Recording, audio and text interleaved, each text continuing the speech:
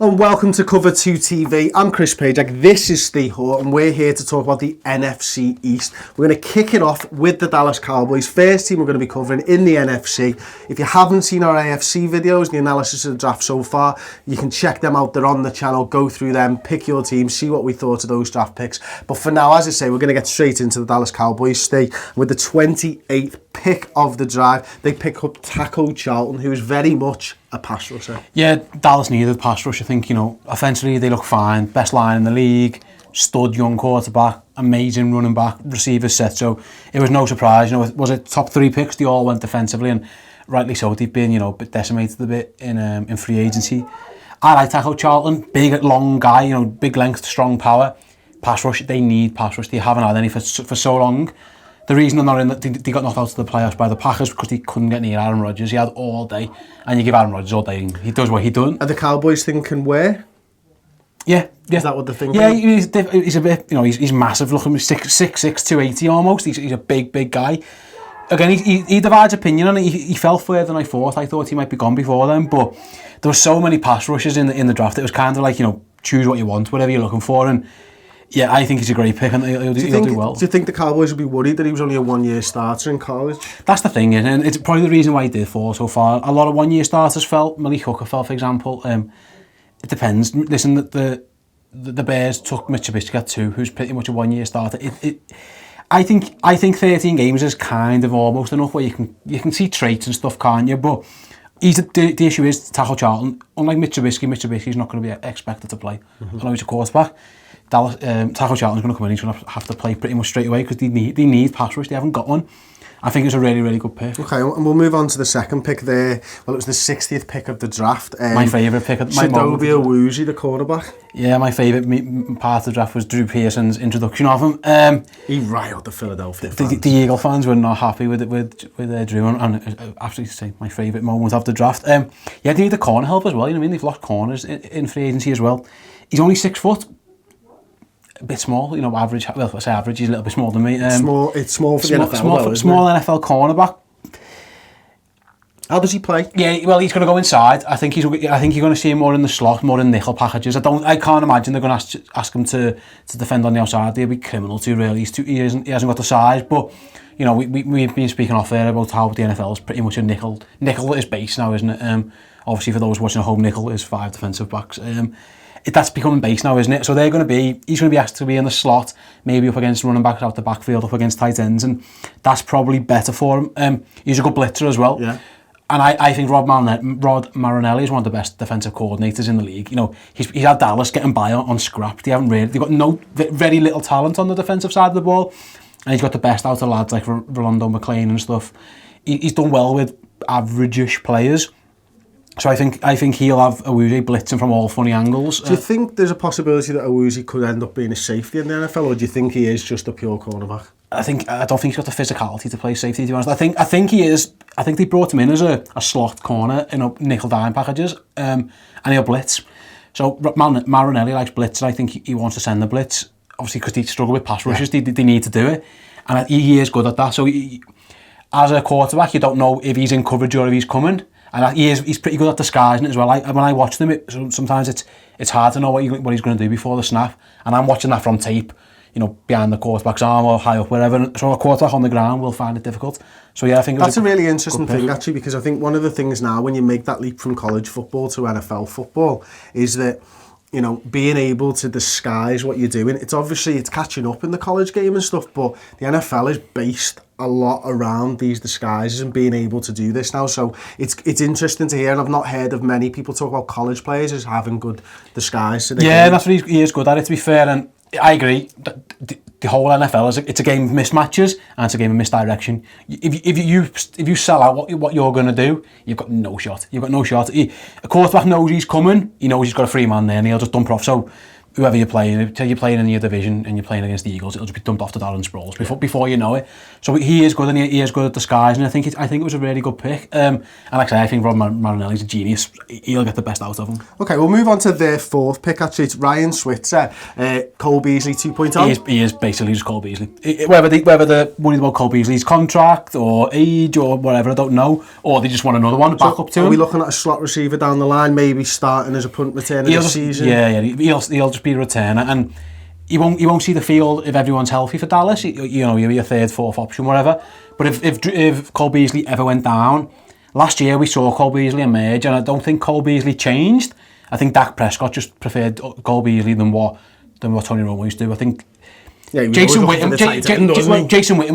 was always Romo's safety blanket. Cole Beasley was almost Dak's safety blanket at times, and I think Dallas have identified, right, we need if that's what Dak likes, brilliant. But if he goes down, we're a bit stuck. Let's get another one in. And let's say he is pretty much just Cole Beasley 2.0. And finally on the Cowboys, and the last pick I want to talk about, I want to pick your brain about, is Xavier Woods, safety. Okay. Do you think he's going to be a starter? Yeah, I think he'll start day one. They lack a bit of talent. Again, we mentioned this earlier. That fifth pick, day one starter.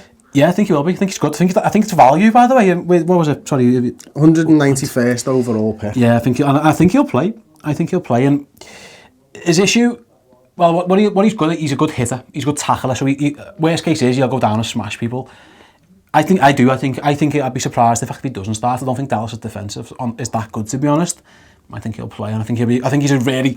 I didn't realise when we were upstairs and you mentioned Xavier Woods to the Cowboys, and I was surprised he fell that far. To be honest, I didn't realise. I think he's a good player and a good pick. Okay, well, we'll move on now. Then we'll go on to the New York Giants. We're obviously doing this in the order that they finished last season.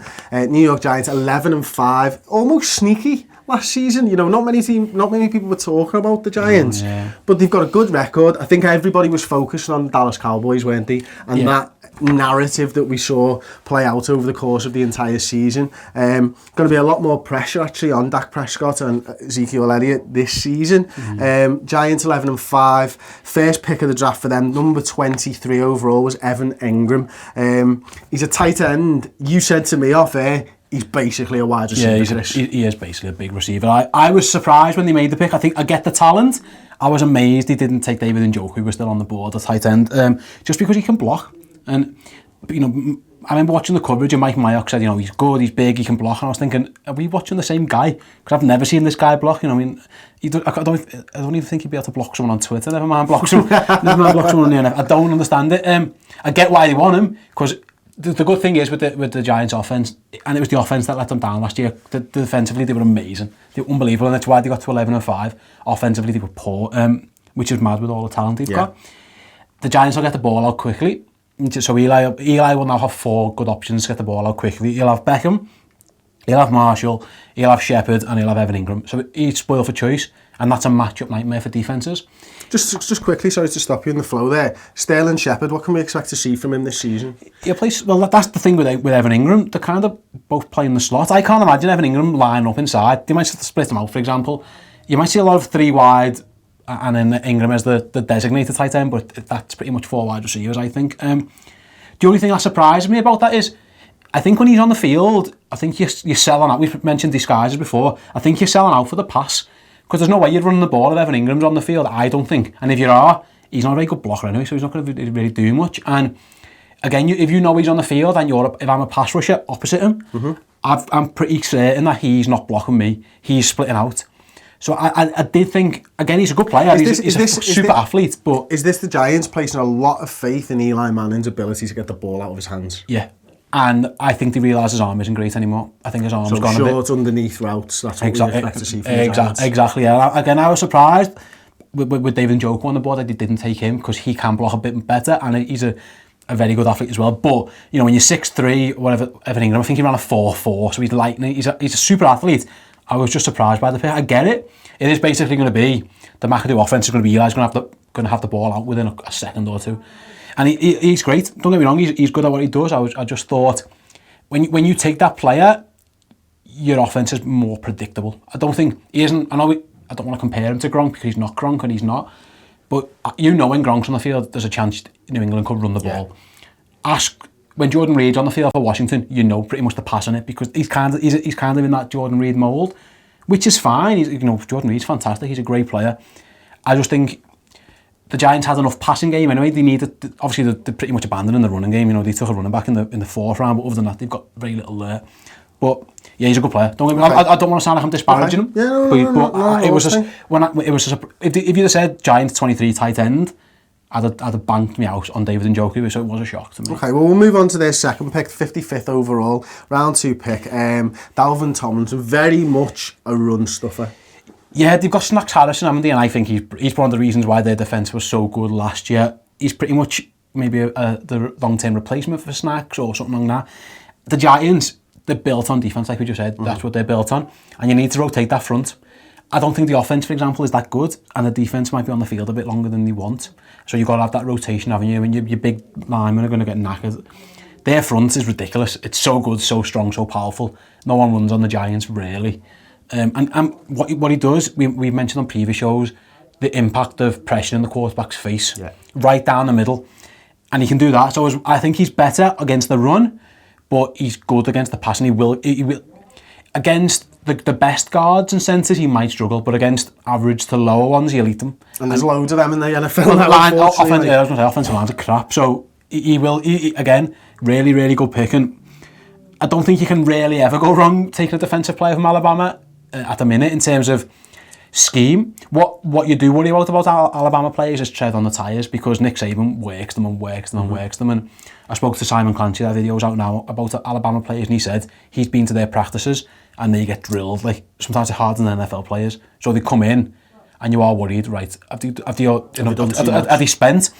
But in a rotation, at the top of the game only have a certain amount of time. Exactly, I get his point, but the thing with Tomlinson is he'll play in rotation, so he won't be. You might see 30-40% of the snaps, and I think he'll be a good impact player and a good pick. Yeah, I think this is a good time actually to mention we've got a video upcoming. We've got a good pal of the show, Charlie, who's going to be. He's very much an Alabama specialist, isn't he? Is this one of the guys that you're going to be talking to? Yeah, absolutely. So the plan with Charlie is, and again, if you're watching this later on, check out on the channel when it comes out. We're just going to go through. Alabama had 7 picks in the top 50, so I'm just going to go through the top 55, I think. Just going to go through and speak about all of those. Yeah, and it'll be interesting. So if your team took an Alabama player and you're not too sure, keep an eye out for it. Yeah, okay, well, we'll move on to their third pick then, the Giants' third pick. It was Davis Webb, quarterback. Yep. Were you surprised to see them go quarterback in the third? No, Eli was terrible last year. Eli was terrible. His arm was gone. He had like a noodle arm, or whether it was. I hope it was injury for his sake. Is it? Well, you know, we talked at the top of the Giants section about them showing trust in Eli by getting them a tight end in who's not very good at in the run game and stuff. Now, this kind of goes against what we've said earlier on already, doesn't it? It does, but listen, Eli's the starter. He comes in. He's a cheap backup. Worst case is for the Giants, they've got Davis Webb for 4 years as a cheap backup. The best case is, in 3 or 4 years' time, he sits and he replaces Eli. That's the absolute dream scenario. But I say the worst case is they've got a cheap backup, and we've seen the value of backup quarterbacks in the NFL. Quarterbacks go down. If you haven't got anyone, you can be knackered. How do you think the run game's going to affect Eli Manning this season? Well, they don't have one. So isn't that something that they should have been addressing in this draft? I thought they would, but they don't. They obviously don't care. Ben McAdoo, their run game is going to be slants. So their run game is going to be dumps off to Sterling Shepard, to Odell and to Ingram.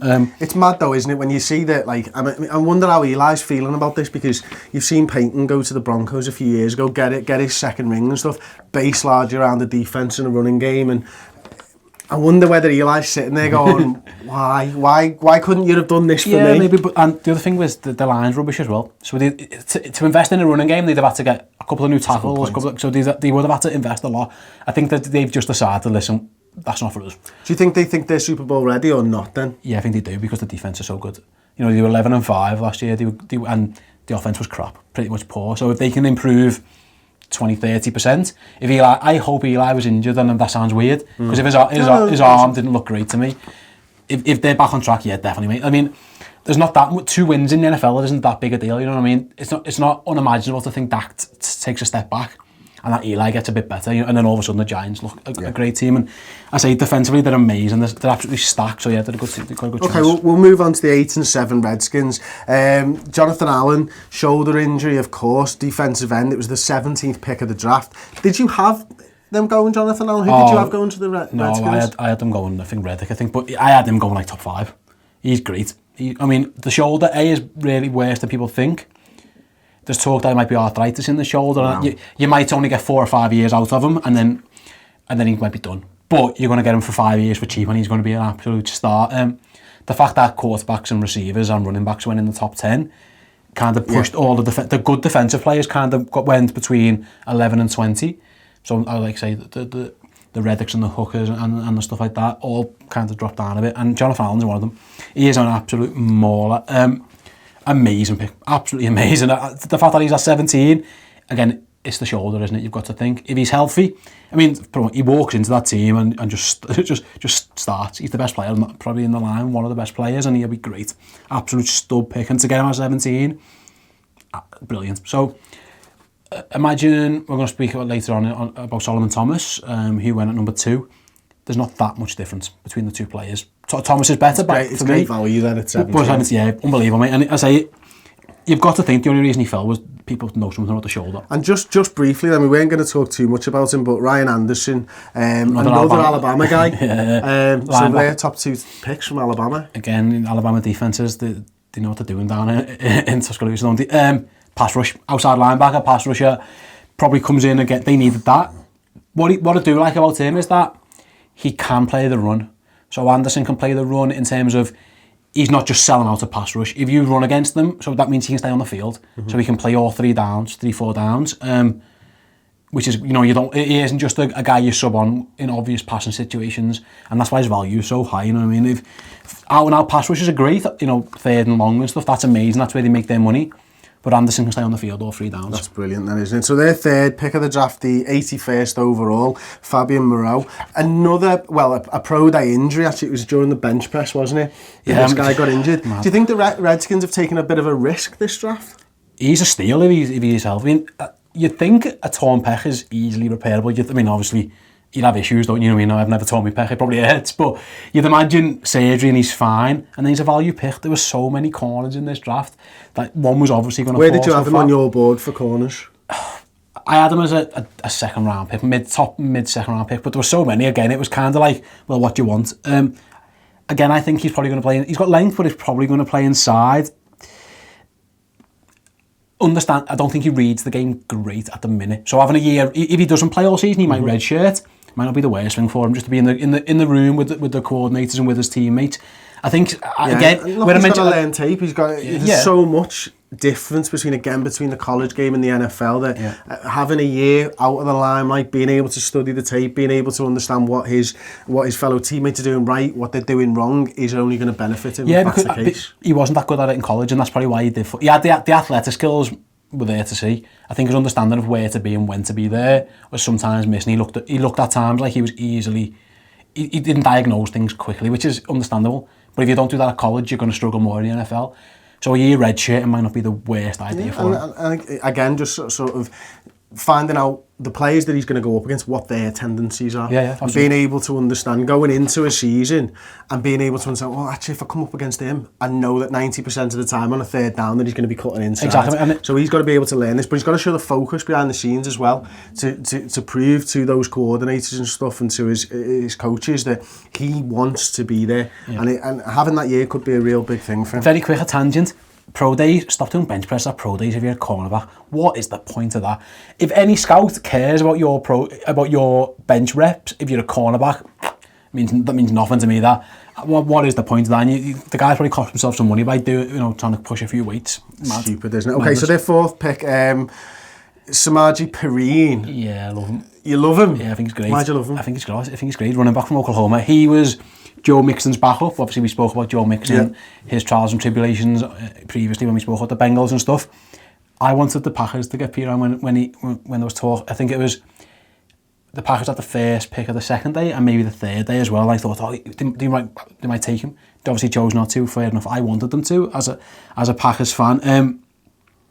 He's going to help them in the red zone, isn't he? That's his thing. He scores touchdowns. Basically, he will be the red zone. He'll be down there in the red zone. And I say, so they got Fat Rob, haven't they, in Washington? But they haven't really got that much. He could take that job day one.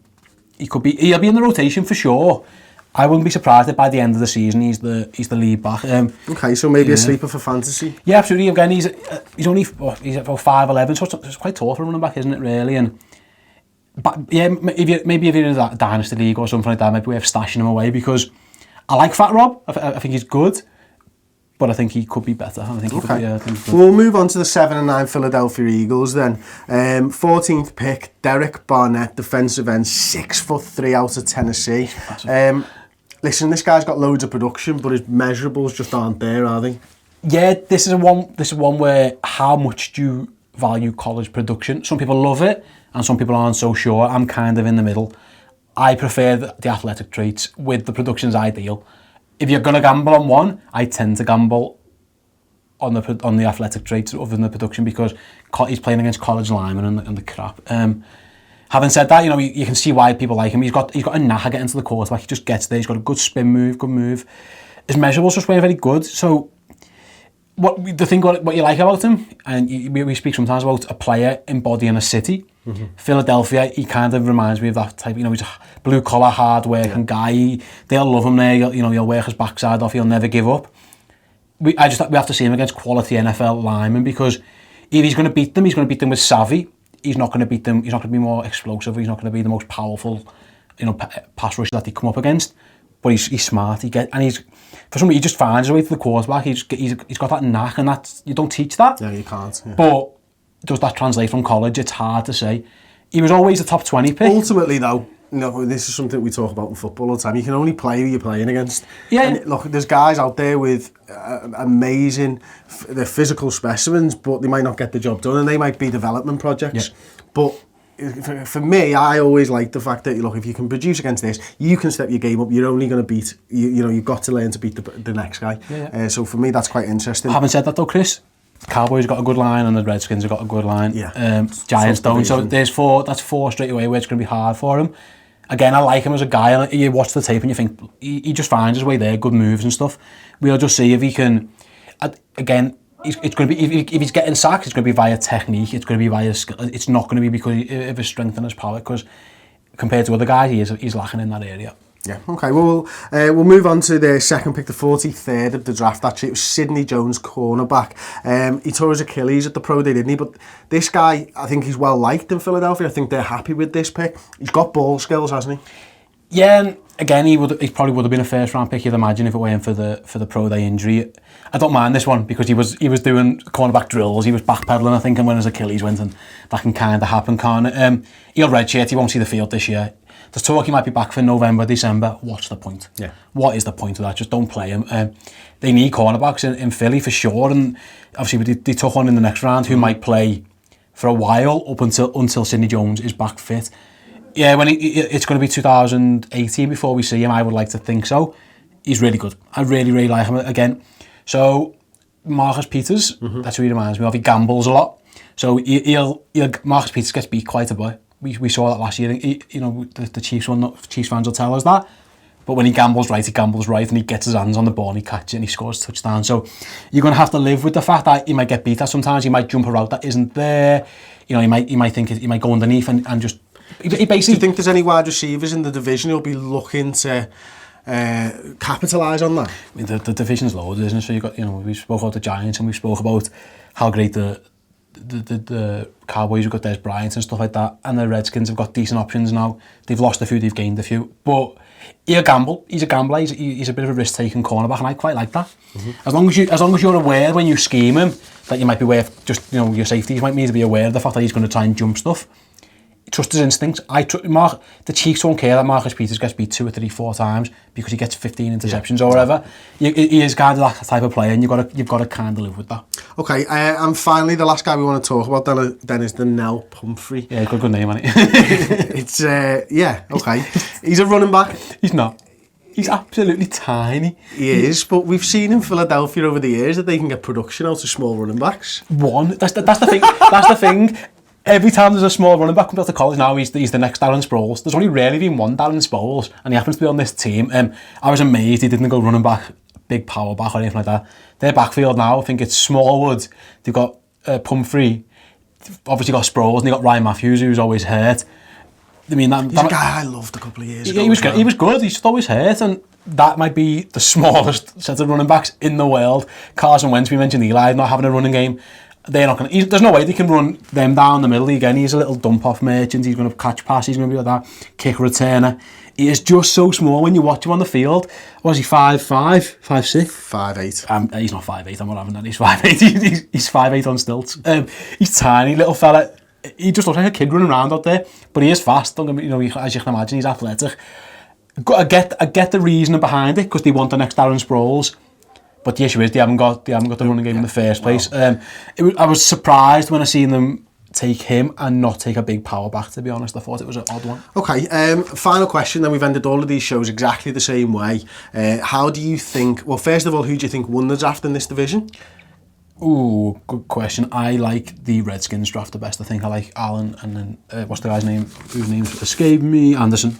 I like them both. And I mentioned Piran before, didn't I?